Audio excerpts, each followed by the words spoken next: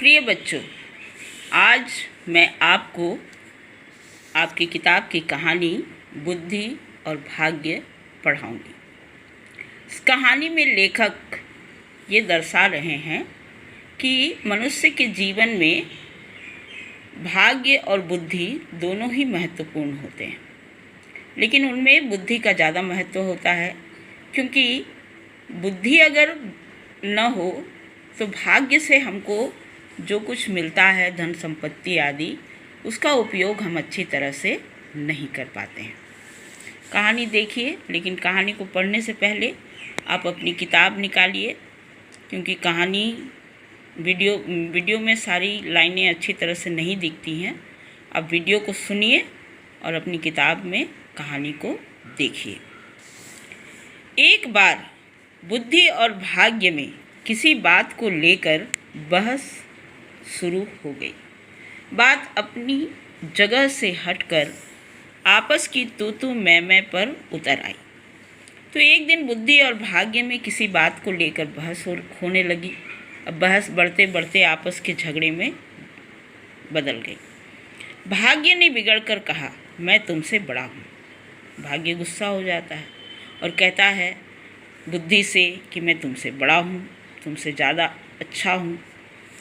समझदार बुद्धि हंसकर बोली, यह तो मैं भी कह सकती हूँ, पर फिर बहस बढ़ेगी। क्या यह अच्छा न होगा कि हम दोनों अपनी अपनी शक्ति का प्रदर्शन करके देखें? जो जीतेगा वही बड़ा होगा। बुद्धि कहती है कि मैं भी कह सकती हूँ कि मैं तुमसे बड़ी हूँ, महान हूँ, लेकिन ऐसा अगर मैं कहती हूँ तो फिर हमारे बीच का झगड़ा बढ़ेगा। तो क्यों ना ऐसा हम करें कि अपनी अपनी शक्ति को दिखाएं और उसके बाद जो जीतेगा वही बड़ा होगा। भाग्य ने इस बात को स्वीकार कर लिया। दोनों अपनी अपनी शक्ति के प्रदर्शन के लिए जगह की खोज में चल पड़े। चलते चलते उन्हें एक गडरिया नजर आया जो शांत भाव से अपनी भेड़ें चरा रहा था। उसे देख बुद्धि ने कहा, क्या तुम इसे वैभवशाली बना सकते हो? गडरिया कौन होता है? गडरिया वह होता है जो भेड़ बकरियां चराता है। तो बुद्धि और भाग्य दोनों आगे बढ़ते हैं। उनको एक गडरिया नज़र आता है और बुद्धि उससे कहती है कि क्या तुम इस गरीब गडरिये को वैभवशाली मतलब धनी, बड़ा, धन संपन्न, ऐसा कुछ बना सकते हो? क्यों नहीं, मैं चाहूँ तो इसे सम्राट बना सकता हूँ। भाग्य ने अभिमान से उत्तर दिया। भाग्य कहता है, क्यों नहीं, मैं चाहूँ तो इसे राजा बना सकता हूँ। बुद्धि मुस्कुराती हुई बोली, अभागा, कहीं सम्राट बनते बनते प्राणों से हाथ न धो बैठे। बुद्धि हंसती है भाग्य के कहने पर कि हाँ, मैं उसको राजा बना सकता हूँ। बुद्धि कहने लगती है कि कहीं ये बेचारा राजा बनते बनते अपनी जान से हाथ न धो बैठे।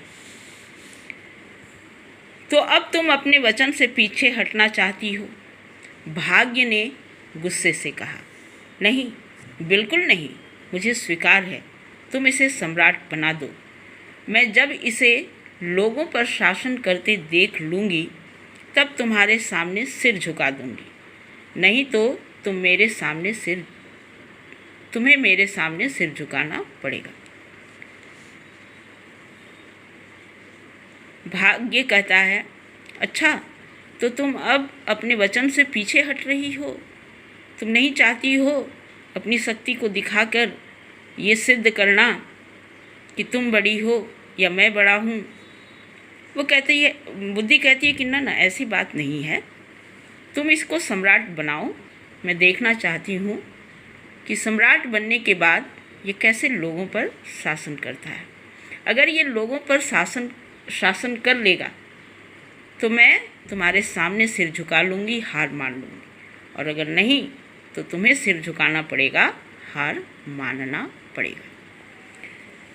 भाग्य कहता है, ठीक है, यह कहते ही भाग्य ने गडरिये पर अपनी कृपा का हाथ रखा और बुद्धि उसका हाथ छोड़कर एक दर्शक की तरह दूर जा खड़ी हुई। शर्त शुरू हो गई थी। भाग्य को दिखाना था कि वो बड़ा है और ये करने के लिए उसने गडरिये का हाथ पकड़ा। बुद्धि ने गडरिये का हाथ छोड़ दिया, उसका साथ छोड़ दिया। गडरिया आगे बढ़ा। उसे रत्न जड़ित खड़ाऊ का एक जोड़ा मिला। उसने उन्हें उलट पलट कर देखा और अपने पैरों में पहन लिया। गडरिया थोड़ा आगे जाता है तो उसको एक रत्न जड़ित खड़ाऊ मिलता है। रत्न जड़ित मतलब कीमती पत्थर जड़े हुए। खड़ाऊ मतलब लकड़ी का बना हुआ ये होता है और इसको चप्पल की तरह पैरों में पहना जाता है। तो एक ऐसा खड़ाऊ उसको मिलता है जिसमें कीमती पत्थर, हीरे आदि जड़े हुए थे। गडरिया उसको देखता है, फिर अपने पैरों में पहन लेता है। फिर प्रतिदिन की तरह अपनी भेड़ बकरियां चराने लगा। एक दिन वहाँ से किसी दूसरे देश का सौदागर गुजर रहा था। अचानक उसकी नज़र गडरिये के पैरों पर पड़ी। उसने हैरानी से पूछा, यह तुमने किस चीज़ की खड़ाऊ पहन रखी है? तो एक दिन एक सौदागर, एक व्यापारी उस जगह से गुजर रहा था।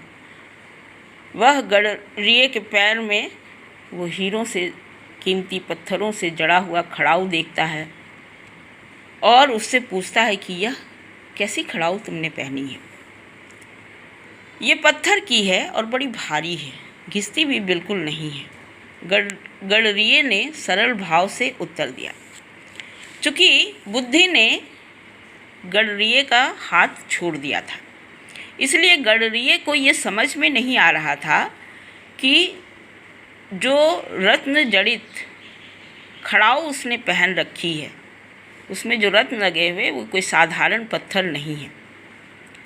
वे बहुत ही कीमती पत्थर हैं, उनका बहुत ही ज़्यादा मूल्य है और इस तरह से खड़ाऊ बहुत कीमती है। वो इस बात को समझ नहीं पा रहा था क्योंकि बुद्धि ने उसका हाथ छोड़ दिया था और इसलिए वो जवाब देता है कि हाँ, इसमें बहुत सारे पत्थर लगे हुए हैं, बड़ा भारी लगता है ये पहनने में, घिसता भी नहीं है। क्या तुम इन्हें बेचोगे? अब सौदागर उससे कहता है, क्या तुम इसे बेचोगे? क्योंकि सौदागर तो समझ रहा था कि ये जो खड़ाऊ है उसमें रत्न जड़े हुए हैं, ये खड़ाऊ बहुत कीमती है। बेचना क्या होता है? यदि तुम्हें पसंद है तो तुम इन्हें ले जाओ।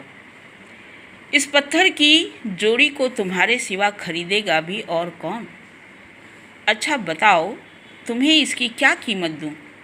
क्योंकि यह खड़ाऊ का जोड़ा मुझे बहुत पसंद है, मैं इसे हर कीमत पर खरीदने के लिए तैयार हूँ। सौदागर उससे कहता है कि भाई, मुझे ये खड़ाऊ बहुत पसंद है, तुम बताओ इसकी क्या कीमत तुम लोगे? मैं हर कीमत देकर तुमसे यह खड़ाऊ खरीदना चाहता हूँ। अरे, मुझे कुछ नहीं चाहिए, बस तुम मेरी झोपड़ी में एक बोरी भुने हुए चने रखवा दो। मैं रोज़ गांव जाने पर थक जाता हूँ, खा पी कर यहीं मस्त पड़ा रहा करूँगा। वो उससे कहता है कि क्या कीमत इसकी लूँ मैं? हाँ, अगर कुछ देना ही चाहते हो तो तुम एक बोरी भुने हुए चने मेरी झोपड़ी में रखवा दो, ताकि रोज़ शाम को जब मैं लौटता हूँ, थका हुआ रहता हूँ सारा दिन भेड़ बकरी चराने के बाद, तो मैं आराम से उन भुने हुए चनों को खाकर अपनी झोपड़ी में पड़ा रहूँगा। तो यहाँ पर देखो कि बुद्धि ने गडरिये का साथ छोड़ दिया था और इसलिए वो समझ नहीं पाता है कि जो हीरो जैसे पत्थरों से जड़ा हुआ खड़ाऊ वो पहना हुआ है वो बहुत ही कीमती है। आज का वीडियो मैं यहीं ख़त्म करती हूँ। कहानी का अगला हिस्सा मैं आपको अगले वीडियो में भेजूँगी।